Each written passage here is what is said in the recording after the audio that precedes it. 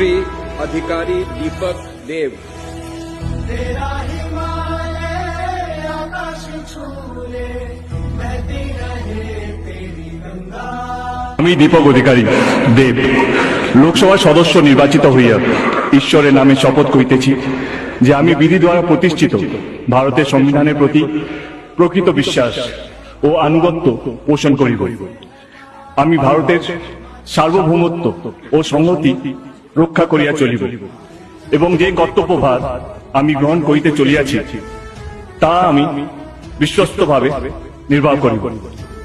ঘাটাল লোকসভা কেন্দ্রের প্রত্যেকটা মানুষকে ধন্যবাদ আমাকে 3 বারের জন্য জিতানোর জন্য। জয় হিন্দ, জয় বাংলা। ধন্যবাদ।